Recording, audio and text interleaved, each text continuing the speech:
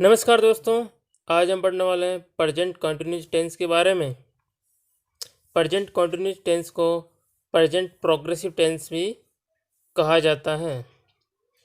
तो हम इस वीडियो में ये देखेंगे कि प्रेजेंट कंटिन्यूस टेंस का प्रयोग किस प्रकार के वाक्यों को बनाने के लिए किया जाता है। तो इसके लिए हम सबसे पहले आज से देखते हैं। तो जब कोई कार्य वर्तमान समय में चल रहा होता है तो उसका अनुवाद इस टेंस में होता है। जैसे मैं स्कूल जा रहा हूँ, मोना एक पत्र लिख रही है। इन दोनों ही वाक्यों में कार्य अभी भी जारी है। मैं स्कूल जा रहा हूँ, इस वाक्य में जाने का कार्य अभी जारी है, यानी कि वो स्कूल पहुँचा नहीं है, अभी वो जा रहा है। तो जाने का कार्य अभी जारी है और वो भी वर्तमान समय में। और इस दूसरे वाक्य में भी लिखने का कार्य अभी जारी है, यानी पत्र अभी पूरा लिखा नहीं है, वो अभी लिख रही है। तो इस प्रकार ये भी लिखने का कार्य भी जारी है। तो इस प्रकार ऐसे कार्य जो वर्तमान समय में जारी होते हैं यानी चल रहे होते हैं, तो उस प्रकार के वाक्यों को प्रेजेंट कंटिन्यूस टेंस में बनाया जाता है। आगे हम देखते हैं प्रेजेंट कंटिन्यूस टेंस की पहचान। तो पहचान क्या होती है कि हम उन वाक्यों को कैसे पहचानेंगे कि उन वाक्यों को प्रेजेंट कंटिन्यूस टेंस में बनाना है। तो पहचान है हमारी, जिन हिंदी वाक्यों की क्रिया के अंत में रहा है, रही हैं, रहे हैं, रहा हूँ, हुई हैं, हुए हैं, हुआ है आदि शब्द आते हैं। जैसा कि भी हमने एग्जाम्पल में देखा था, मैं स्कूल जा रहा हूँ, इस वाक्य में अंत में रहा हूँ आ रहे हैं, तो ये प्रेजेंट कंटिन्यूस टेंस में बनाया जाता है।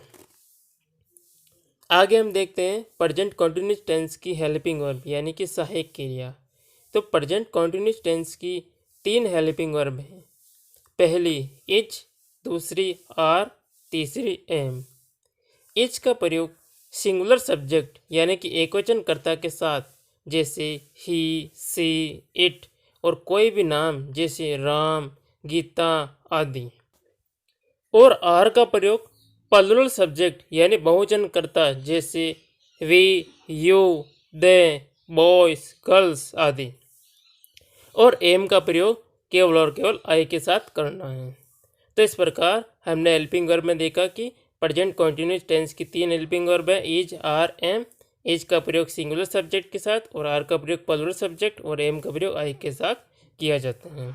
प्रेजेंट कंटिन्यूस टेंस में मेन वर्ब यानी मुख्य क्रिया के रूप में वर्ब की आईएनजी फॉर्म का प्रयोग किया जाता है। अब हम पढ़ते हैं वर्ब में आईएनजी लगाने के नियम, यानी कि कोई वर्ब है उसमें आईएनजी किस प्रकार लगाना है वो देखते हैं। तो पहला ही नियम है हमारा, यानी कि जिन वर्ब के अंत में ई हो तो उसमें आईएनजी जोड़ते समय उस ई को हटा दिया जाता है। जैसे COME कम, इसमें अंत में ई आ रहा है, तो इसमें आईएनजी जोड़ते समय हम ई को हटा देंगे और ई को हटाकर आईएनजी जोड़ देंगे, तो हमारा बनेगा COMING। ऐसे ही दूसरा है हमारा टेक, TAKE। इसमें भी अंत में ई आ रहा है, तो इसमें आईएनजी जोड़ते समय हम ई को हटा देंगे, तो हमारा बनेगा TAKING।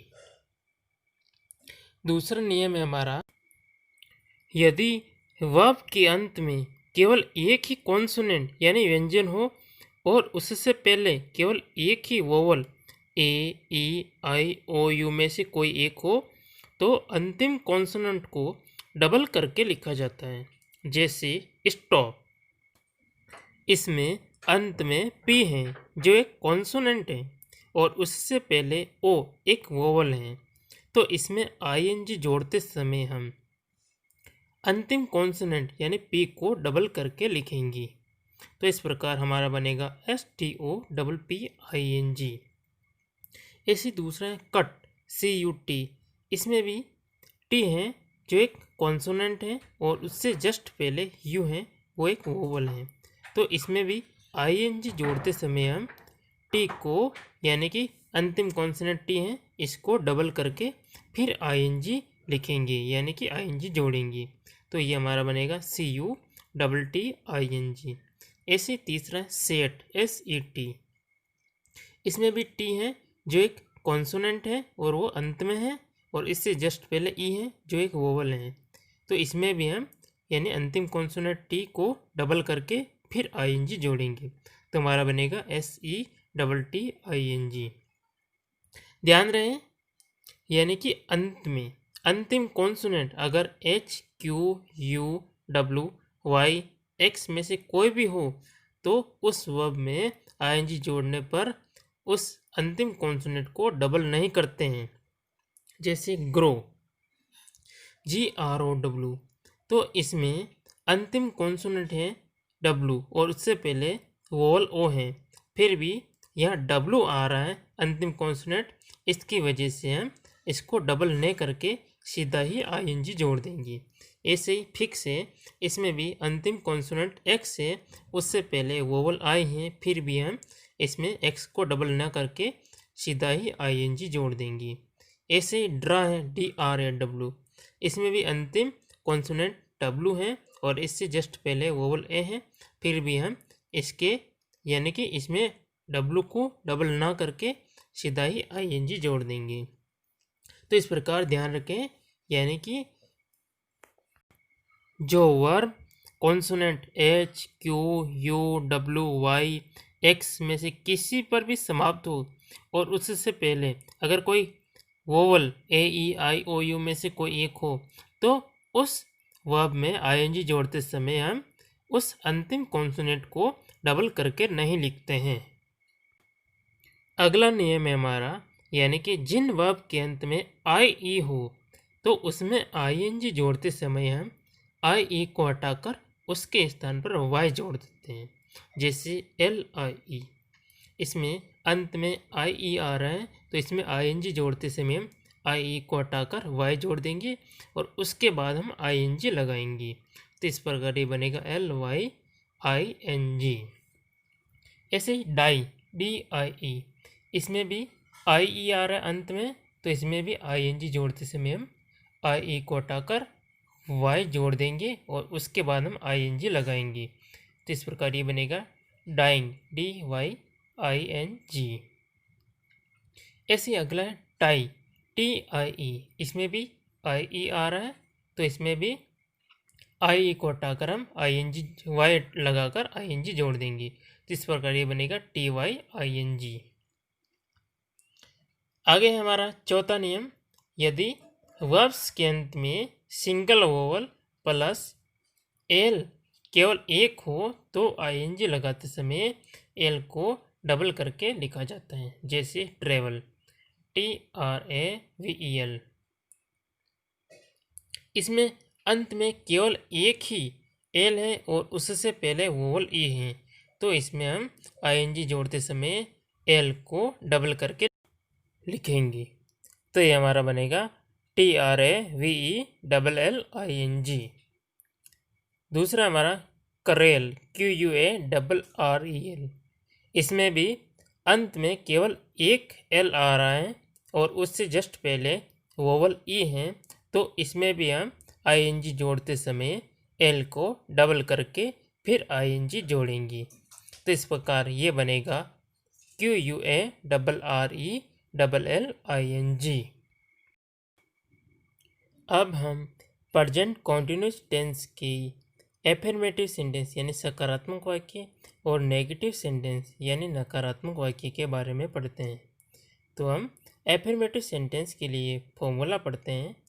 तो फॉर्मूले में हम पढ़ते हैं, तो सबसे पहले हमारा सब्जेक्ट आएगा, उसके बाद इज आर एम में से कोई भी, उसके बाद वर्ब में ING, फिर अंत में जो बचा वो। तो इस प्रकार सकारात्मक वाक्यों के लिए फॉर्मूला है हमारे पास subject plus is are am plus verb में ING। तो हम एग्जाम्पल से समझते हैं। पहला एग्जाम्पल है हमारा, मोहन एक पत्र लिख रहा है। इस वाक्य में सब्जेक्ट है हमारा मोहन। मोहन एक सिंगुलर सब्जेक्ट है, इसलिए मोहन के बाद इज का प्रयोग करेंगे। जैसा कि फॉर्मूले में बताया गया है कि सब्जेक्ट के बाद इज आर एम में से किसी एक का प्रयोग करना है। तो हम मोहन के बाद इज का प्रयोग करेंगे, उसके बाद हम ING फॉर्म का प्रयोग करेंगे।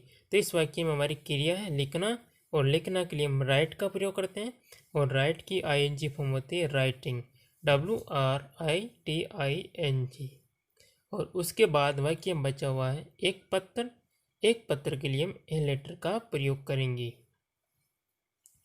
दूसरा है हमारा एग्जाम्पल, मैं स्कूल जा रहा हूँ।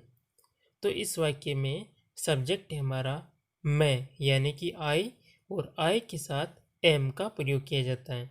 ये हमें पता है, तो हम आई के बाद एम का प्रयोग करेंगे, उसके बाद आईएनजी फॉर्म का प्रयोग करेंगे। तो इस वाक्य में क्रिया है हमारी जाना। जाना के लिए हम गो का प्रयोग करते हैं और गो की आईएनजी फॉर्म होती है गोइंग, GOING। और इसके बाद हमारा बचा हुआ स्कूल, स्कूल के लिए हम प्रयोग करेंगे टू स्कूल। तो इस प्रकार मैं स्कूल जा रहा हूँ, इसकी अंग्रेजी हो जाएगी I am going to school. तीसरा एग्जाम्पल है हमारा, हम अंग्रेजी पढ़ रहे हैं। तो इस वाक्य में सब्जेक्ट है हमारा हम, यानी कि वी, और वी के साथ आर का प्रयोग किया जाता है क्योंकि वी एक प्लूरल सब्जेक्ट है। तो इस प्रकार वी आर, उसके बाद हम आईएनजी फॉर्म का प्रयोग करेंगे। तो इस वाक्य में हमारी क्रिया है पढ़ना। पढ़ना के लिए हम रीड का प्रयोग करते हैं और रीड की आईएनजी फॉर्म होती है रीडिंग, READING। और उसके बाद हमारा वाक्य बचा हुआ है अंग्रेजी। अंग्रेजी के लिए हम इंग्लिश का प्रयोग करेंगे, ENGLISH। तो इस प्रकार हम अंग्रेजी पढ़ रहे हैं, इसकी अंग्रेजी हो जाएगी वी आर रीडिंग इंग्लिश। अब हम नेगेटिव सेंटेंस या नकारात्मक वाक्यों के लिए फॉर्मूला पढ़ते हैं। तो फॉर्मूला है हमारे पास नकारात्मक वाक्यों को बनाने का, subject plus is are am plus not plus verb में ING। ये फॉर्मूला बिल्कुल ऊपर वाले के जैसा ही है, केवल हेल्पिंग वर्ब के बाद नोट लगा दिया है, यानी कि नकारात्मक वाक्यों में हमें नोट को तीसरे स्थान पर लगाना है। तो इस प्रकार पहले स्थान पर सब्जेक्ट, दूसरे स्थान पर हेल्पिंग वर्ब और तीसरे स्थान पर नोट। तो हम एग्जाम्पल से समझते हैं। पहला एग्जाम्पल है हमारा, राम स्कूल नहीं जा रहा है। तो इस वाक्य में सब्जेक्ट है हमारा राम, तो हम राम की स्पेलिंग सबसे पहले लिखेंगे RAM और उसके बाद हम हेल्पिंग वर्ब इज का प्रयोग करेंगे क्योंकि राम यहाँ सिंगुलर सब्जेक्ट यानी एक वचन करता है। तो इस प्रकार राम इज, उसके बाद हम नोट का प्रयोग करेंगे जैसा कि फॉर्मूले में बताया गया है कि हेल्पिंग वर्ब के बाद नोट का प्रयोग करना है, यानी कि नोट को तीसरे स्थान पर रखना है। तो हम इज के बाद नोट का प्रयोग करेंगे, उसके बाद हम ING फॉर्म का प्रयोग करेंगे। तो इस वाक्य में क्रिया है हमारी जाना। जाना के लिए हम गो का प्रयोग करते हैं और गो की ING फॉर्म होती है गोइंग, GOING। और फिर वाक्य में बचा हुआ है स्कूल। स्कूल के लिए हम टू स्कूल का प्रयोग करेंगे। तो इस प्रकार राम स्कूल नहीं जा रहा है, इसकी अंग्रेजी हो जाएगी Ram is not going to school. दूसरा एग्जाम्पल है हमारा, मैं अंग्रेजी नहीं पढ़ रहा हूँ।